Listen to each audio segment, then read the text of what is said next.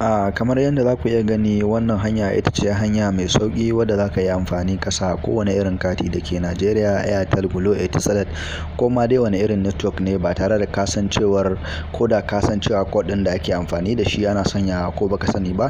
To wannan hanya ita ce za ka iya amfani ka sanya wannan katin ba tare da latsa wasu lambobi ba ko amfani da code ɗin katin da ake sanya. Kai ko da ma dai wata ƙasa ka je za ka yi amfani da wannan abun ka sanya katin da kake so ko na wace irin ƙasa ne, matuƙar ka riga ka saye shi ba tare da ka tsaya tambayar wani code ɗin da ake amfani ana sanya katin ba.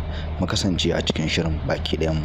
A'udhu billahi minash rajim. Bismillahir rahmanir rahim. Barkanmu da wannan yammaci na yau 12 ga watan 2 2020. To mun gode Allah, alhamdulillah da ya nuna mana wannan rana lafiya. Ku kasance da tago keke Tech-Tip Today. Har kullum dai ina mai sake tuna muku cewa ga wanda ya kasance shi sabo ne a cikin wannan channel, to da Allah sai kokari ya taba mana alamun subscription, sannan ya taba mana ƙararrawa domin samun kowane bidiyo wanda muka dora, sannan ya taba like.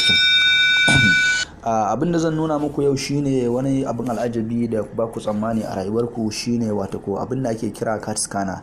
Wato ko yanda zaka sa kati ba tare da ka lallatsa lamba ba ko wani abu da wayarka ta Android. Wannan abu ne wanda zaka iya ganin shi tamkar ka gan shi nan guraren, na riga na yi downloading din shi.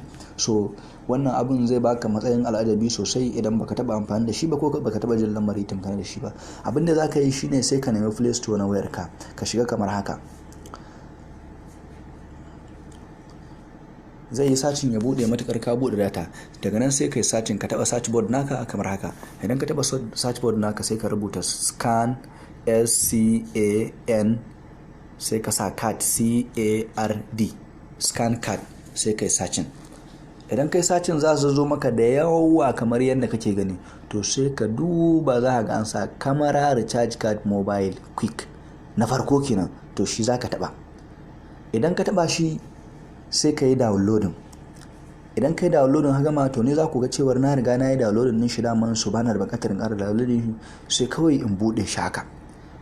Idan ka bude shi haka, idan za ka sanya kati kamar yadda za ku iya gani yanzu ga kati na 200 hannuna MTN, zan sanya shi yanzu da wannan abin nan din. Kamar misali yadda za ka iya gani haka, misali zan yi scanning din card din. Kuna gani?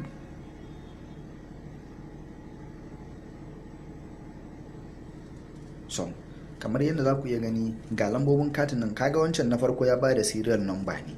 So ba serial number din zaka taba ba, sai ka dawo sai ka taba lambobin katin wannan wanda ya riga ya rubuta. Kamar yadda za ku iya gani yanzu ga su jikin katin 48 yana nake gani, karshe kuma 2335 kamar haka. Sai ka taba shi. Idan ka taba shi za ka ga alamun kira a nan gurin ya riga ne, tun da ya riga ya scan. Sai ka taba wannan alamun kiran kawai.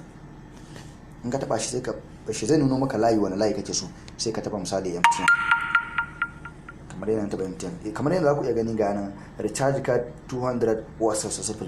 So wannan